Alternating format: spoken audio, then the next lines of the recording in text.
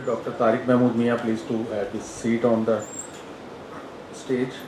Uh, it's my utmost honor and privilege to introduce Professor Ghulam Mustafa Arainsa, who is the Dean of Academics, CPSP, and he's guest of honor this evening.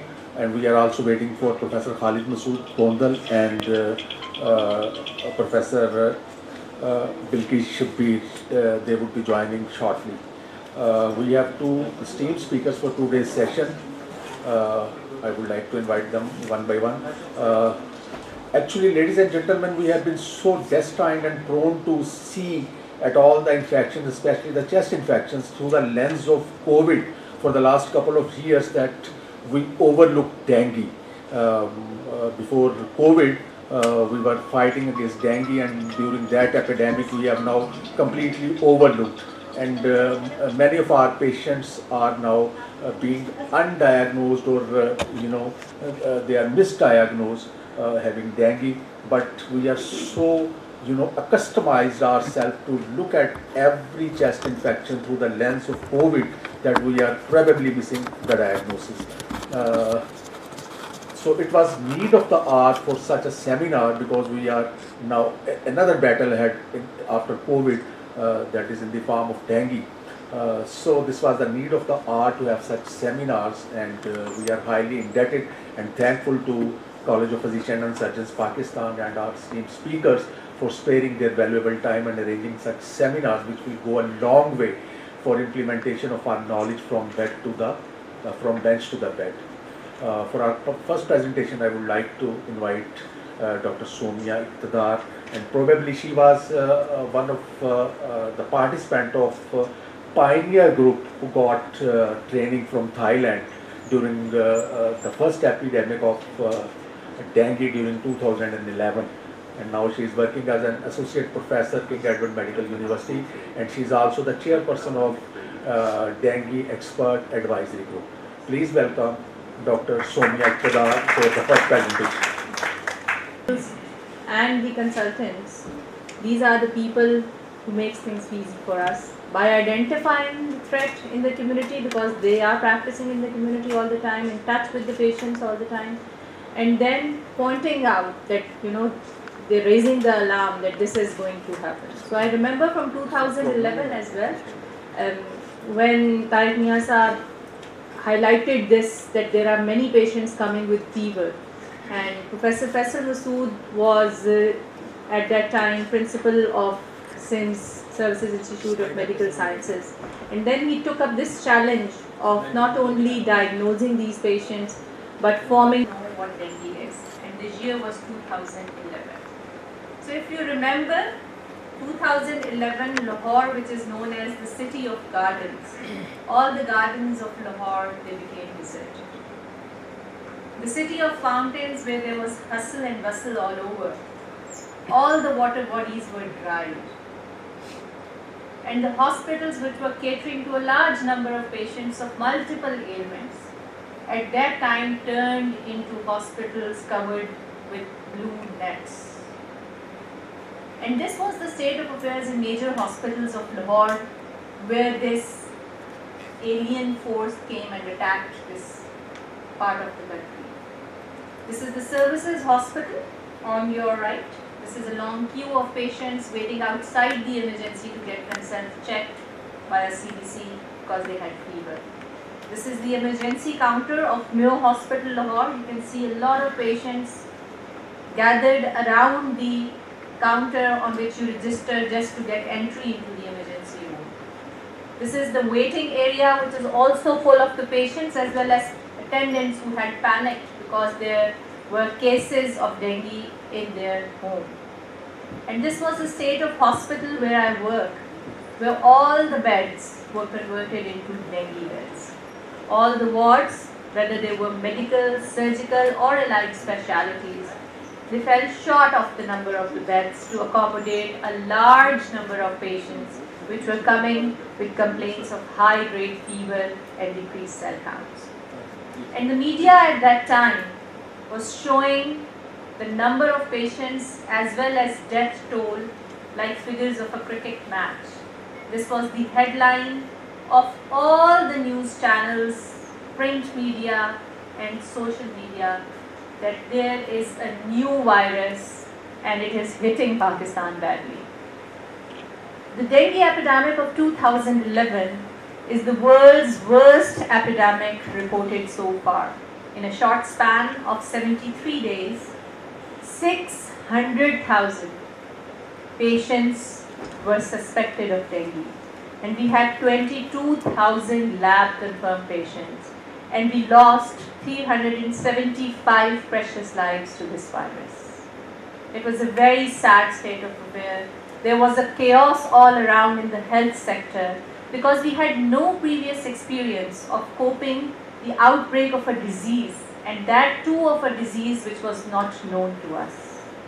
And all our efforts were based on either mosquito control or getting the platelet kits, because that is all we knew, that this is a viral disease spread by mosquito, and this is a disease in which the platelets fall and patient starts bleeding, so you need to build up platelets.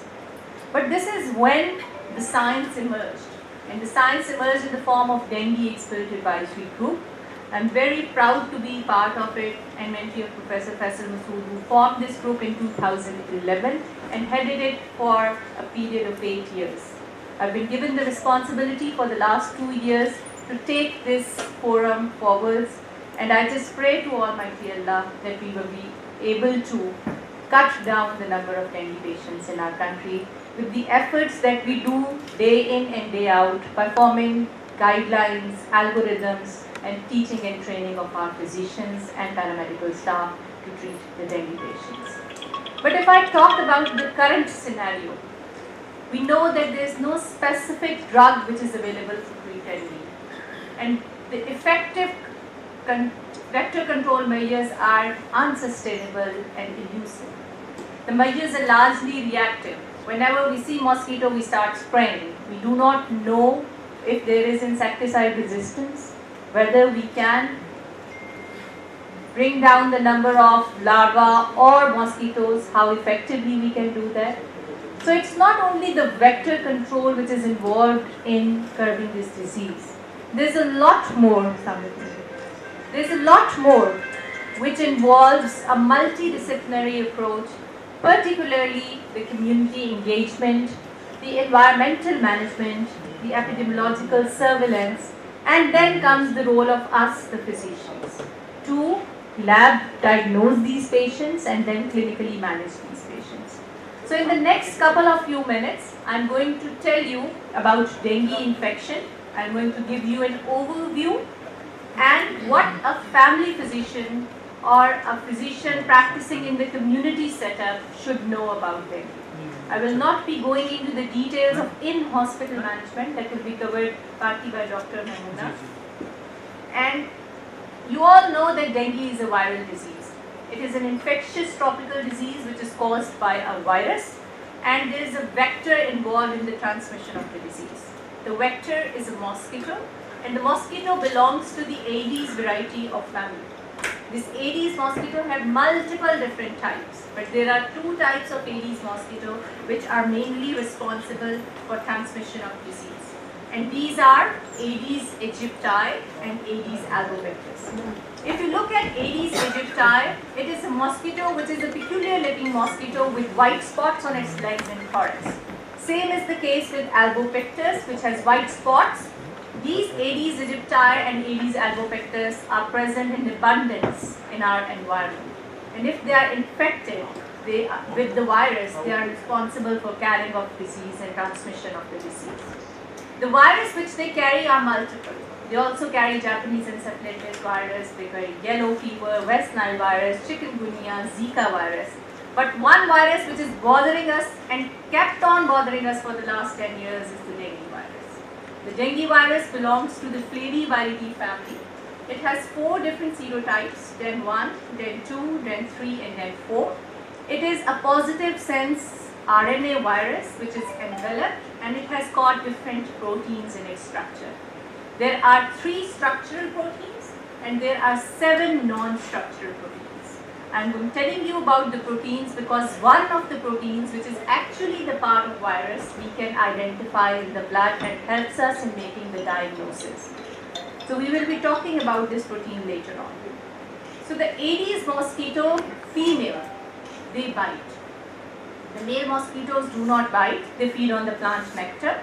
But the Aedes female mosquito bites humans because it requires blood to form eggs and it derives proteins from the blood.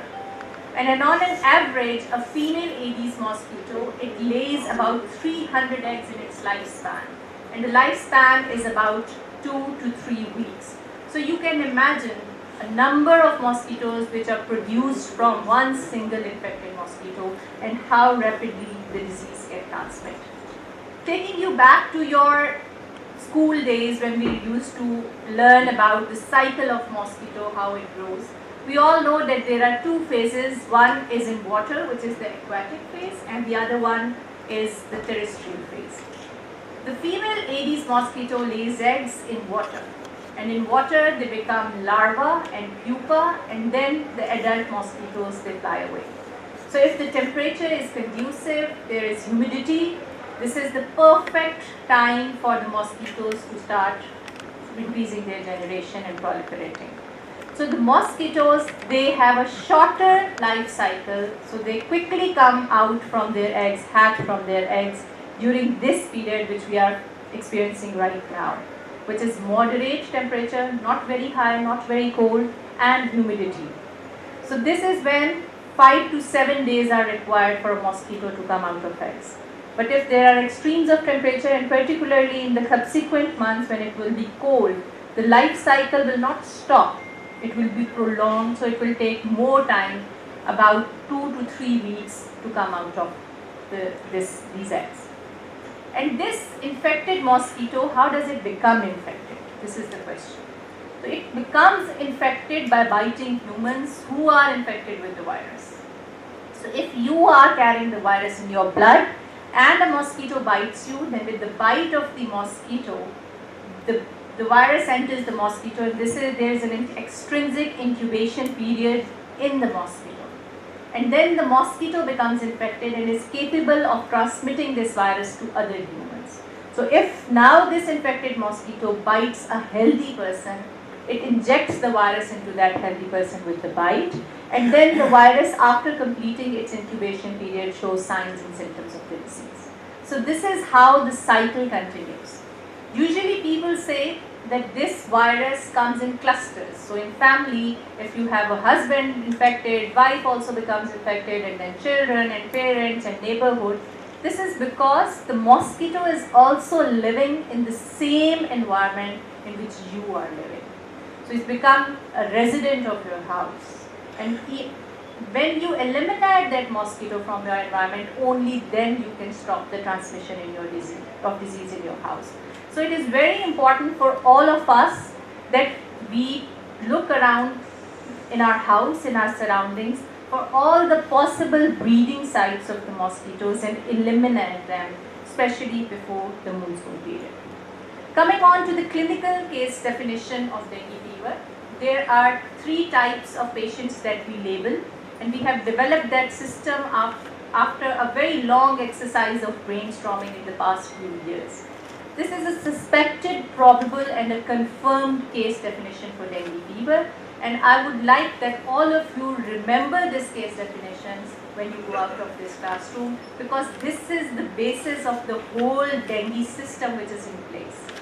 So you suspect a patient if he is suffering from fever, and fever should be of short duration. It is an acute febrile illness, and when I say it's an acute febrile illness, acute stands for short duration. So the fever has to be less than 10 days. A fever of 3 weeks or a month usually is not dengue and we exclude it. Then febrile illness. So fever is an essential criteria. Patient should have fever or history of fever in the recent 2 to 3 days if you want to suspect a patient of a dengue infection. Along with fever, there should be any 2 other signs and symptoms. If we start from above, headache, retroorbital pain, myalgias, arthralgias, rash, bleeding manifestations from any site. It could be from gums, from nose, from GI. In females, there can be menorrhagia, there can be skin bruising, bleeding from any site. Abdominal pain, nausea and vomiting, decreased urinary output despite taking adequate amount of fluids, and in very small children who cannot express themselves or tell what is happening to them, irritability without a cause or unable to take oral feed. This is the index of suspicion should be high in such patients. So fever with any two of these things, you must label that patient as a suspect case of dengue infection, particularly during this period of monsoon when the dengue is very active. When these patients who are suspect cases, they have a supportive lab evidence of thrombocytopenia and leukopenia, we consider them as a probable case. And there are different cutoff values of thrombocytopenia and leukopenia in different guidelines world over. If I talk about World Health Organization guidelines, they talk about a TLC of less than 5,000 and a platelet count of less than 150,000 per year. But just to minimize the load on the healthcare facilities, we brought it down with the consensus of the experts to less than 4,000 for TLC and less than 100,000 of platelet count to label a patient as a probable case of dengue infection. If a probable case comes to you, that means he has a clinical evidence, clinical criteria has been fulfilled, fever with any two symptoms, and there is a supportive lab evidence of thrombocytopenia and leukopenia, then this probable case must undergo confirmatory tests to know the actual diagnosis of the patient. And the confirmatory tests which we offer, they are very important from the point of view that they are different in different phases of the illness. So when the patient comes to you in the initial phase of fever, this is the phase in which the virus is applicating and active in your body. So you can either detect a virus or a part of virus in your blood. So the virus is detected by PCR, and the part of virus which I told you in the beginning, there were 7 non-structural proteins.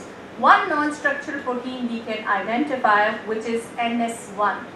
So NS1 antigen, presence of NS1 antigen in blood, or PCR of dengue virus, this is confirmatory evidence of a dengue infection. Now if the patient comes to you after 5 or 6 days, this is the phase when the virus is being cleared out of the body and your body's immune response is building up. And the immune response is in the form of antibody production. The first acute phase reactant antibody is the IgM antibody. So if the patient comes to you with the settling of the fever, passing initial 4-5 days, and you get an NS1 of this patient, this is going to be a useless exercise. So you need to identify which test has to be ordered in which part of the or which phase of the illness. So initial febrile phase is the phase of viremia. It starts 2 days prior to the onset of symptoms till the patient is febrile, and this is the time to check for either virus or NS1 antigen. PCR is an expensive test, it's a costly test, it is not readily available in all the lab setups, so we have help from NS1 antigen. But remember, this NS1 antigen has to be done by an ELISA method, not by a kit method, because kit methods are not reliable. They're not approved by WHO and not approved by Dengue Expert Advisory Group and Government of Punjab. So if you have smaller setups of lab in your clinics, I would advise all of you not to use kits, but refer these patients to bigger labs to check these tests via ELISA method. And then if IgM is either positive in symptomatic probable cases or NS1 or PCR is positive, this is a confirmatory evidence of dengue. Now, most of the dengue patients, they are of mild illness, or which we call as simple dengue fever. It's like any other viral illness which gets better in a period of 2 weeks to 20 days, and the patient is all set to go here. And you don't need to do anything special for that patient. But small minority of the patients go into the serious form of the disease, which is known as severe dengue or dengue hemorrhagic.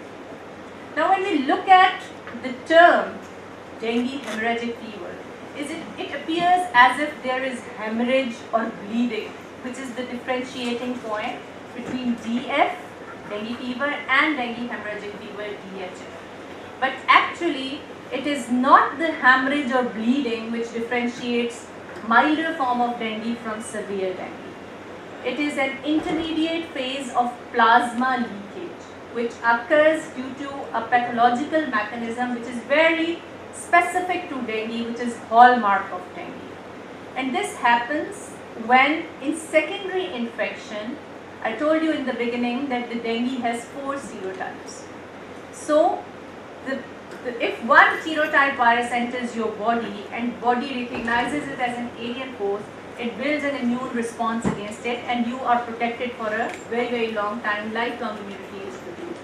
But if there is a change in the serotype, in the secondary infection, next time when you are hit by a virus, if there is a change in the serotype from the previous infection that you got, there are chances, not in all, but some patients, there are chances that instead of body forming and neutralizing antibodies, the body will form non-neutralizing antibodies.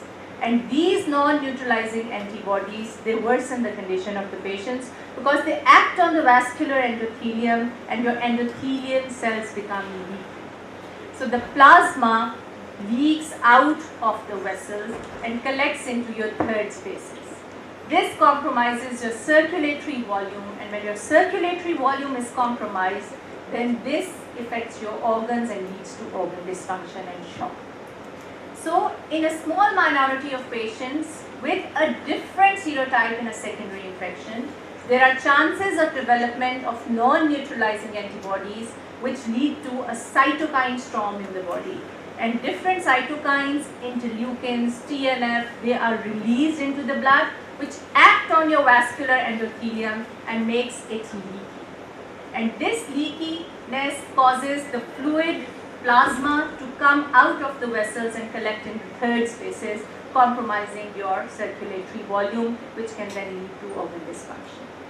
So this is the mechanism behind DHF, this critical phase of plasma leakage. And if this plasma leakage is so severe that there is circulatory compromise, then the patient will exhibit signs of shock, which is rapid and weak, feeble pulse, tachycardia, narrowing of the pulse pressure, which is a difference between your systolic and diastolic blood pressure, hypotension, cold clammy skin, decreased urinary output, and everything which you see in any shock. So milder form DF, then if there is plasma leakage and it is mild, it is DHF. If the plasma leakage is so severe that there are signs of circulatory failure, this is DSS or dengue shock syndrome, which is a medical emergency and should be managed in a bigger tertiary care hospital in an HDU facility. So simple dengue fever will have only 2 phases, febrile phase and then followed by a recovery or a convalescent phase. But in dengue hemorrhagic fever, which is the severe dengue, there is an intermediate phase of plasma leakage, which is known as the critical phase of the illness, in which the plasma starts seeping out of the vessels and there is circulatory compromise. So identifying this plasma leakage is the main point in management of dengue, and how you identify it, I am sure Memuna will tell you in her subsequent lecture. But if you need any guidance, there are detailed lectures on the YouTube and on social media pages of DND Expert Advisory Group where you can learn from. The febrile phase is common to both DF and DHF. It has similar features: high grade, continuous fever, patient has an erythematous appearance, flushed face and extremities, severe body aches and pains. Patients often describe this as the worst fever of their life because body aches and pains, myalgias and arthralgias are very, very severe. There can be a petechial rash on the body. Petechiae are small dot-like hemorrhages which are more visible in the fair-colored people, and there can be a positive tourniquet test. This is the bedside test which you can easily do in your clinic to identify the patients. In this, you inflate the blood pressure cuff to 100 millimeters of mercury for a period of 5 minutes. And then you deflate it, wait for 1 minute, and count the number of petechiae in your anterior cubital fossa, this area, in a 1 square inch or 2.5 centimeters square. If the number of petechiae, which is dot-like hemorrhages, are more than 10, this is an indication that there is capillary leakage or plasma leakage. It gives an indirect evidence of dengue hemorrhagic fever or dengue fever. It is positive in both DF and DHF, but more commonly positive in DHF patients. Patients can have decreased cell count, give you an idea that along with fever, if there is thrombocytopenia and leukopenia, and patients sometimes have a tender liver on palpation, more commonly again in DHF than DF. This is one of the things that you can pick up on clinical examination in your clinic setting. Now, if the patient is of simple dengue fever, then the patient is going to recover after a period of 5 to 7 days, and there will be improvement in the overall condition of the patient, and the patient will come to you and say, Dr. I'm feeling better, my appetite has been regained, and I am less down, I can move about now, I feel hungry, I am gaining interest back in life, my pains are settling, and the counts will start also showing an upward trend, which gives you an idea that patient is going to recovery phase. But there's another important finding which is very, very special about dengue, which is a convalescent or a recovery rash. The rash which forms in the initial part of the illness is a petechial rash. It comes in the febrile phase or with fever. It is petechial rash. It is a non-itchy rash. But in the convalescent or recovery phase, there is appearance of another rash, particularly on your palms and soles, which is an itchy rash. And this itchy rash is very beautifully poetically described in the books of dermatology. They say that it is a sea of redness with pearls, isles of white pearls. So red erythematous background के ऊपर आपको white spots मिलेंगे, and this is particularly itchy in your palms and soles. So whenever this appears, this is a good sign, and this shows that patient is going into a recovery phase, and you can feel relaxed that now my patient is probably out of it. So now that you know what are the signs and symptoms, what lab tests to offer, comes the point of managing these patients. And the management is no rocket science, it's very simple. There is no specific antiviral available. It's just yesterday that I shared about an antiviral which has been very successful in the clinical trials, and it was published in Nature, which stops the viral replication of dengue.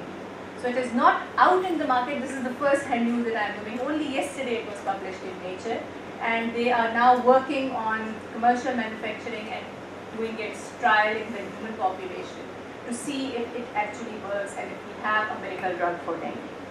But at this point in time, there is no specific antiviral drug which acts on this virus and stops its dangerous effects. And the only thing that you can offer the patient is the symptomatic management and maintaining a fluid and electrolyte balance of this patient. So, in the febrile phase, when the patient is having fever, you only give Panadol, paracetamol or acetaminophen. The maximum dose is 4 gram, which is 2 tablets of Panadol 6 hourly. Do not exceed this because it is hepatotoxic and there is frequently liver involvement in dengue fever. Secondly, this paracetamol, most of the patients have very high grade continuous fever, and they say even after taking Panadol, 2 Panadol 6 hourly, they are unable to bring down the fever. So I always tell them that other NSAIDs are not safe for you. So no dicloran, Ponston, Brufen, Falzine, nothing is safe in them, no Nemsolide. Only paracetamol, Panadol, Calpol, Nubrol, these are the drugs which you can prescribe to your patients. Paracetamol should be given 8 hourly or 6 hourly? The maximum dose is 6 hourly. It really depends on the need of the patient. If the fever is responding to an 8 hourly dosage, stay with the 8 hourly dosage. If still patient becomes febrile, you can increase the frequency to 6 hourly. So this is the maximum dose that you can get. If patient is not febrile, you might not give them. Can we just start with one tablet 6 hours? The actual dose is 2 tablets. For adults, it is 2 tablets. So there is no specific diet for dengue. This also I want to emphasize because हम पपीते के पत्ते के रस से और अनार के जूस से और सेब के जूस में नींबू का कतरा डाल के सबसे पहले डेंगू का इलाज करते हैं. So there is no role of these alternative methods to cure dengue because they have no scientific evidence. And the most important of all this is the advice on the warning signs. So if you're sending these patients home because they are very stable, ideally by the instructions of the government, all probable cases or patients with warning signs should be admitted to a hospital for confirmation of dengue. But if the patient is refusing admission or if he's not fulfilling the criteria of a probable case and you want to call them up for a follow-up next day in your clinic, there are certain warning signs that you should always elaborate to your patients because they're very, very crucial.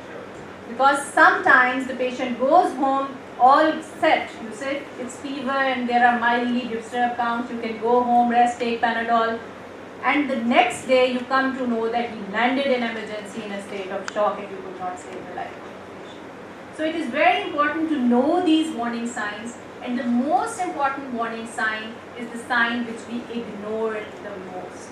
This I am telling you from my clinical experience. I have seen thousands of dengue patients in Pakistan and many patients abroad as well. The सबसे common symptom में मरीज आके कहता है कि doctor साहब बुखार उतर गया है लेकिन तबीयत नहीं बेहतर, बहुत बेचैनी है, घबराहट है, मैं खड़ा होता हूँ मुझे आंखों के आगे अंधेरा आता है, चक्कर आता है, दिल डूबने लग जाता है, हाथ पांव ठंडे हो जाते हैं. This is the time, and usually our response, because we are seeing so a lot of patients, we say कोई बात नहीं, बुखार के बाद कमज़ोरी हो जाती है, आप खाएं पिएं, आप अपना हाइड्रेशन इंप्रूव करें, डाइट अच्छी लें, रेस्ट करें, इंशाल्लाह सेटल होते हैं. In a dengue patient, if any patient comes to you and says doctor साहब कल से बुखार तो नहीं हो रहा या बुखार हल्का हो गया लेकिन तबीयत नहीं ठीक है, admit that patient. This is the patient which is in pre-shock and the body's compensatory mechanisms are keeping him active and up and about. But at one point in time, these compensatory mechanisms will fail and the patient will go into a decompensated phase of shock and land in an emergency with a feeble pulse or unrecordable blood pressure. And that is a very, very late time. Once the patient goes into shock, it is very difficult to get him out of the shock with resuscitation and save the organs of the patient. So the earlier you pick up that the patient is leaking with the help of these warning signs, you prevent shock. And preventing the shock is the mainstay of treatment in dengue. So if patient says that there is no clinical improvement despite effervescence, which is settling of fever, if patient complains of persistent vomiting, unable to take orally, severe abdominal pain, right hypochondrium tenderness, bleeding from any side, blackouts on standing up, which is showing postural drop in the blood pressure, narrowing of pulse pressure, cold extremities, pale looking patient, pale face, cold hands, complaints of decreased urinary output, these are all pre-shock signs. And these patients should be managed in an in-hospital setting. So by now I'm sure everybody now knows the difference between DF and DHF. So DF, there is no intermediate critical phase, but in DHF patients there is a phase of plasma leakage in which the patients can, if unnoticed and untreated, can go into shock. So identification of this plasma leakage is very important, and this is what saves the life of the patient. So for the family physicians sitting over here, my first message for today's talk is, number one, keep your index of suspicion high in this season. If a patient comes to you with fever without a focus of infection, fever without a focus of infection, if patient is saying that I have dysuria for 3 days, or if the patient is saying that he has a swollen joint and red, obviously you think of infection. Or if the patient is saying that I have bad cough and sputum production, you think of chest infection. But if there is a fever without focus and the skull counts are on the declining side, or sometimes they are normal, so you never rule out dengue on a normal CBC. So you repeat the CBC after 24 hours and see the trend. On first 2 days of the illness, usually there are normal counts, but after day 3 onwards, there is a declining trend in the patients. So WBC less than 4,000 and thrombocytopenia either less than 100,000 or a falling trend in the platelet count of more than 20,000 in a 24 hours period is a significant finding. You order these patients the confirmatory test for dengue, and if there are any warning signs, immediately refer to a hospital, but after stabilizing the patients. Do not just refer them pulseless or BPS. Give some IV fluid, not too much. Give 500 ml normal saline, try to stabilize the patient, accompany the patient to the hospital, nearest healthcare facility where emergency measures are available and a well-trained doctor can take care of them. All the public sector hospitals and most of the private sector hospitals are well equipped with a dengue setup.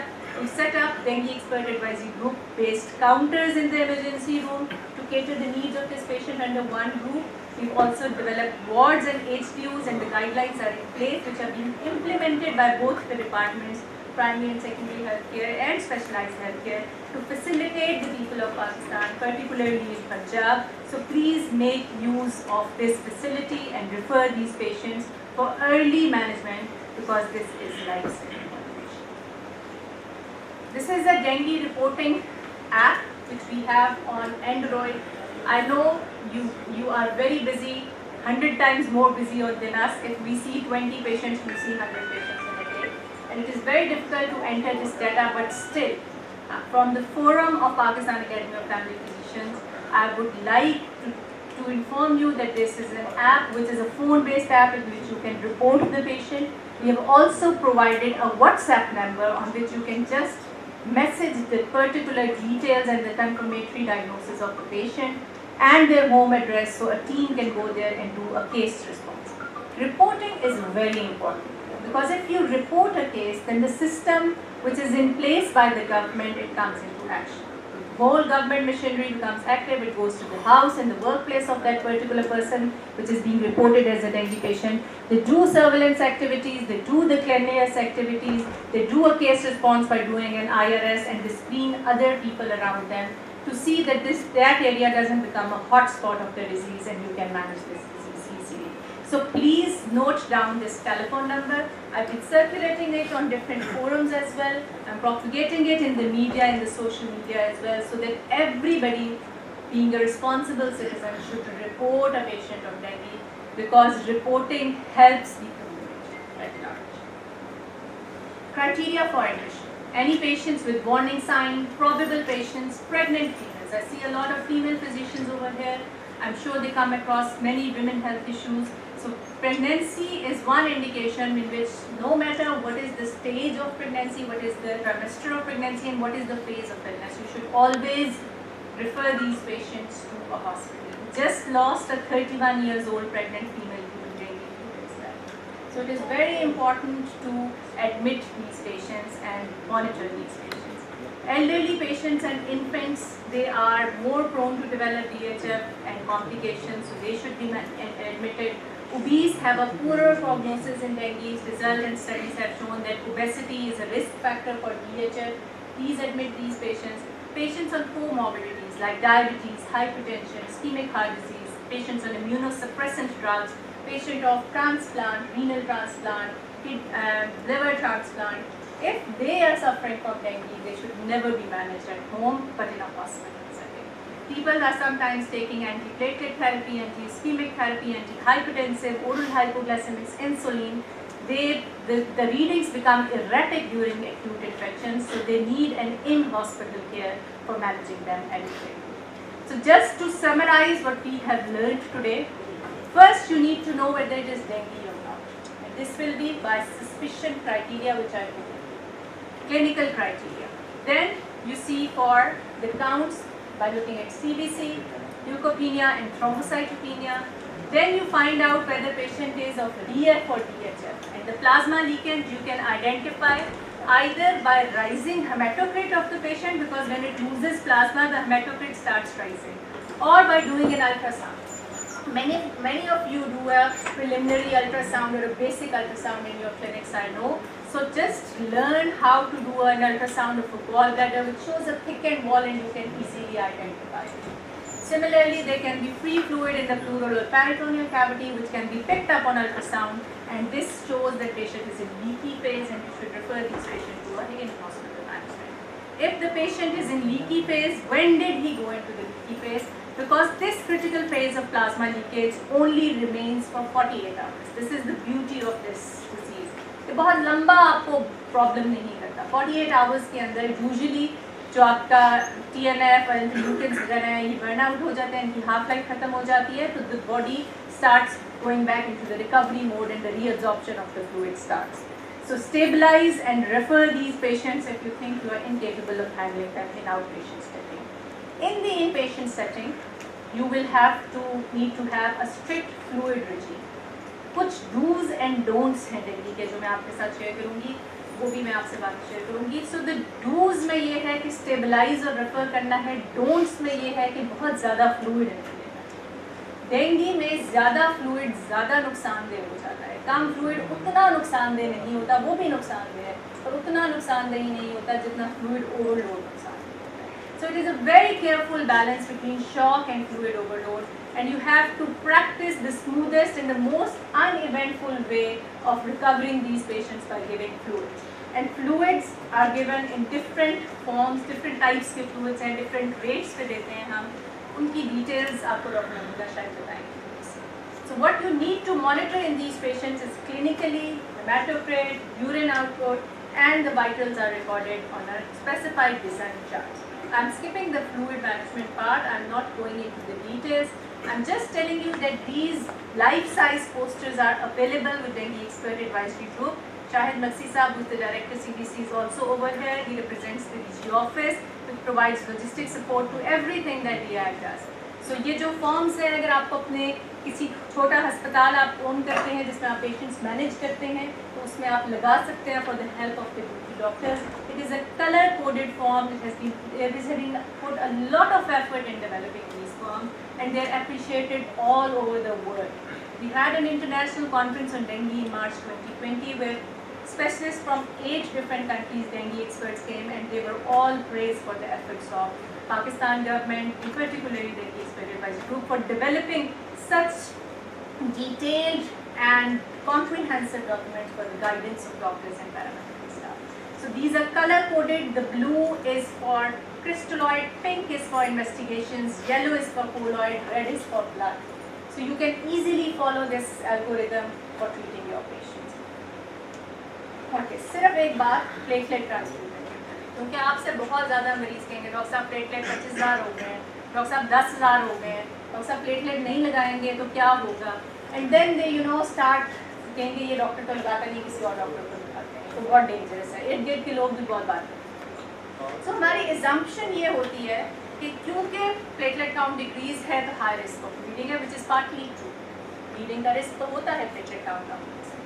Then अगर हम platelet count को increase कर देंगे तो bleeding नहीं होगी, ये भी हमारी एजम्पशन होती है. और तीसरा ये कि रिस्क ऑफ ब्लीडिंग को कम कर. Now everything has to be tested with scientific evidence, and the scientific evidence shows that there is no role of prophylactic platelet transfusion. If patient is not bleeding, no matter what is the platelet count, you do not transfuse this patient's platelets. If patient is bleeding, तो खून ज़ाया हो रहा है, और मैं हमेशा कहती हूँ खून का बदला खून होता है. So if patient is bleeding, he is not only bleeding platelets, he is bleeding whole blood. So blood लगाइए patient. अगर blood देने के बावजूद आपने 2 points of blood दिए हैं और फिर भी patient का platelet count less than 10,000 and patient is still bleeding, then comes the role of mega units of platelet which you can transfuse. Or if you have to do an intervention in any patient, emergency C-section करना पड़ रहा है, patient का dialysis करना पड़ रहा है, क्यों रीनल फेलियर में चला गया, आपने डबल ह्यूमन कैथेटर पास करना है. These are the indications जिसमें हम मेगा यूनिट दे के थोड़ा सा बिल्डअप करते हैं प्लेटलेट को, ताकि पेशेंट मेजर जगह वेसल से ब्लीड ना करे. You can safely buy time. These platelet decline in the platelet count is transitory, transitional होता है, ये बढ़ जाते हैं बहुत जल्दी. फिर हमारा सारा क्रेडिट पपीते के पत्ते के अरग और सेब के जूस और नींबू के रगड़े में चला जाता है. हालांकि अगर आप नहीं भी देंगे तो उसने नॉर्मली हफ्ता 10 दिन के अंदर वापस आ जाना है. I always tell this story, जो लोगों को लगता है कि शायद पता नहीं सच्ची है कि नहीं. But I have treated a patient, pregnant female with a 0 platelet count without platelet transfusion. And she gave birth to a normal baby because we waited and tried to manage her to delay the labor till she gets out. So never induce, एक message, females के, never induce a labor in patient who is in theatre. Try to buy some time of 2 to 3 days, 48 hours की बात होती है patient उसमें. अगर emergency है, अगर IUDR हो रहा है, अगर patient की कोई ऐसी obstetrical emergency हो गई है कि आपको patient को deliver करना पड़ रहा है, then you transfuse platelets and then do a C-section. Preferred route is still vaginal delivery, not C-section in these patients. I don't know till what lower level we should wait for the Till platelets. मैंने Because they are falling बताया down. zero, मैंने आपको बताया अभी 0. No role of prophylactic treatment. अगर bleed नहीं कर रहा कोई भी level है, आपने blood transfusion, platelet transfusion नहीं देनी. It will come on its own. If patient is bleeding, then give blood to the patient. If despite giving 2 pints of blood, platelets are less than 10,000, then you can give a megaglobin. Okay? I hope everybody is clear on this one. So the scientific evidence shows that most of the patients can be managed by crystalloid, which is normal saline. Try to give normal saline to this patient, not ringer lactate or dextrose saline. Colloids, which are Dextron 40, which are special fluids which are not available in the market. In hospital setting, it is only available. They are sometimes given in dengue shock patients, and blood transfusion is given and is required in about 10 to 15% patients because these are the patients who are bleeding. And you need to understand that patients are not bleeding entirely due to thrombocytopenia. Thrombocytopenia is one factor which can contribute to bleeding. The main cause of bleeding is ischemia. Ischemia of the organs. Gut को blood नहीं जा रहा, ischemic necrosis हो रहा, bleed करना शुरू होता है. ठीक है? So ischemia mainly जो life threatening bleeds होते हैं, जिसमें hematemesis melena हो रहा होता है patient को, या multi organ, multi site से bleed हो रही होती है, that is usually because patient is in shock. जो thrombocytopenia की वजह से bleed होती है, वो होती भी mildly है usually. जैसे gum bleed हो गई, skin पे bruising बन गई, nose bleed हो गई, which is not difficult to manage most of the times. But ये सारी चीजें हमने अस्पताल में पेश की हैं. Please do not try to treat them in an outpatient. Mix and facts मैंने आप सबको बता दिए हैं, पपीते के पत्ते के अर्क और जूस की स्टोरी भी मैंने आपको सुना दी है. The message that I want to give and end my talk with, we all know that हमारी पॉपुलेशन बहुत ज़्यादा है. डेंगू बहुत is the fastest growing infectious tropical disease. Mosquitoes are the #1 killers in the animals in the world. They kill more than any other lion or gorilla or snake bite or even humans. So they are the #1 killer, mosquitoes. And mosquitoes में जो सबसे fastest growing disease है वो dengue. So prevention, prevention, prevention. This is the message for today. Make sure your children are properly covered when they go to school. Exposed areas के ऊपर mosquito repellents का इस्तेमाल करें. घरों की जालियाँ अगर टूटी हुई हैं उनको ठीक करा लीजिए और मच्छरदानी का इस्तेमाल करें. घर में ब्लीडिंग स्पॉट्स को आइडेंटिफाई करें और उनको एलिमिनेट करें. प्रॉपरली डिस्पोज ऑफ करें गार्बेज को, पुराने टायर्स को. बर्तनों में परिंदों के पीने के लिए इस मौसम में पानी ना रखें. अगर रखें तो हर दूसरे दिन उसको तब्दील कर दें. और these are small things which we look after in our house and in our surrounding. We can help and be a responsible citizen and limit spread of the disease. Take use of the gadgets that we have now, like mosquito cats, mats, rackets, electric rackets which kill the mosquitoes because they help in controlling the mosquitoes. And about the vaccine, I'm not going into the detail of the vaccine. I just gave a talk at Health Services Academy Islamabad, which was the first dengue vaccine talk in Pakistan that I gave last week. And there are some good news in the pipeline, but for the time being there is no approved efficacious vaccine for the use against dengue in our part of the world. It is approved in 20 countries, but very limited indications are there for this dengue vaccine. And the main message that I want to give is communication and public awareness, and today's activity is one of them, where we communicate with our fellow physicians to disseminate this knowledge. And you should have smaller setup of workshops for your family physician friends as well, where they do learn about different case scenarios, interactive discussions on how to manage and how to protect any patient. Please pass on this information to people around you because they seek your opinion as opinion leaders in the community. indulge yourself in healthy activities to create awareness about this disease.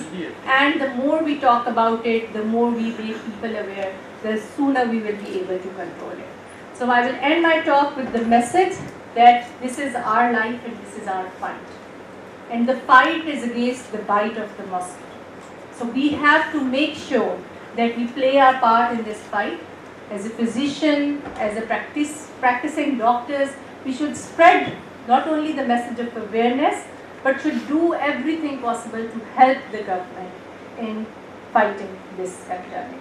I am sure that if all of us do a collective effort and we continue to do such activities, then we will be able to fight off this disease. This is the design of counters that I am referring to. You will be seeing videos on different channels, social medias about this facility, which is available in most of the hospitals, all the public sector and major private sector hospitals of the country.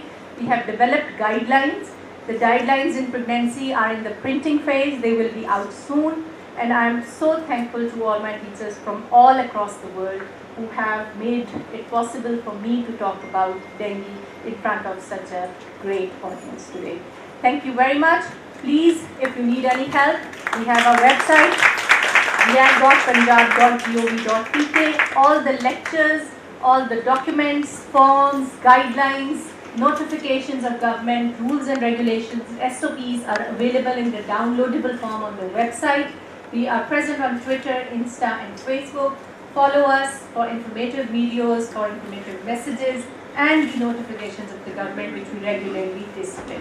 Thank you very much for being a wonderful audience. It was a pleasure talking to all of you. You are recommending mosquito repellent for the from prevention from fight.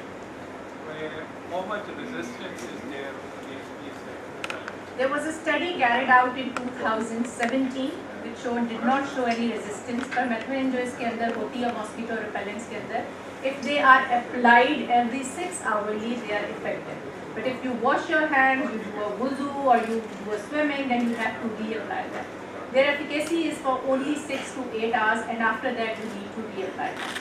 Remember, these are contact poisons. So only if the mosquito comes in contact with them, then it prevents the bite. So please apply it generously over all the exposed areas of the body. Any other questions? Yes, once the patient has recovered, does he or she develops any immunity? Yes. The immunity in dengue is of two types. The lifelong immunity is serotype specific. So if you are infected with DEN2 virus, then the antibodies against DEN2 are produced and you are immune from DEN2 for the rest of your life. But there are 3 other serotypes as well, 1, 3 and 4. And if you get bitten by a mosquito which has either of these 1, 3 or 4, then you can again develop disease. A short-term immunity is produced against all 4 serotypes once you have dengue. So it is very unlikely कि आपको हर 3 महीने के बाद dengue हो जाए. So usually short-term immunity चारों serotypes के खिलाफ रहती है, लेकिन lifelong उसके बाद immunity नहीं होता है. लेकिन lifelong immunity is only serospecific. And what about the vaccination of all this? Vaccination? Okay, vaccination मैंने इसलिए डिटेल में नहीं बताई क्योंकि एक तो पाकिस्तान में रजिस्टर्ड और अवेलेबल नहीं है. वैक्सीनेशन का इशू ये है कि सनोफी की तरफ से डेवेक्सिया के नाम से वैक्सीन लॉन्च की गई है. इनिशियली 2 countries थी, Brazil and Philippines, which started this vaccination program in their school children. But in the subsequent years, they had increased hospitalization and severe dengue in the vaccinated children, and it became a chaos and headline. Sanofi then changed its position paper and WHO said that there is conditional approval of the vaccine.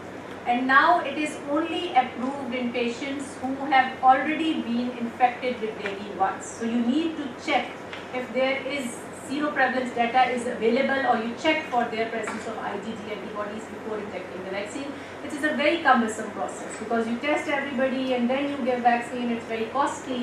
Now there are 2 other vaccines which are in the pipeline. One is by Takeda and the other one is by NIH USA.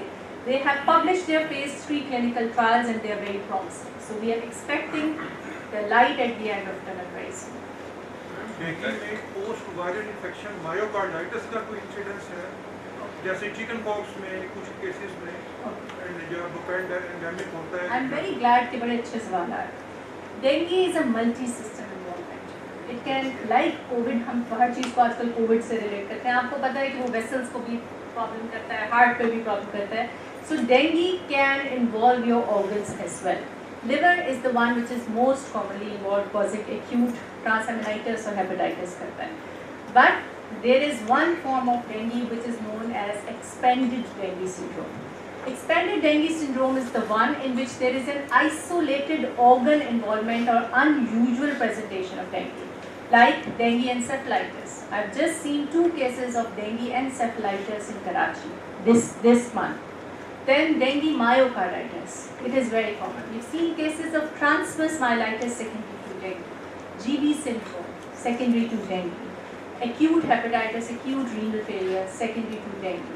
So skin की कुछ manifestations हैं जो dengue के साथ आ जाती हैं. So there's a vast variety of organ involvement which is reported with dengue, but they are not very common.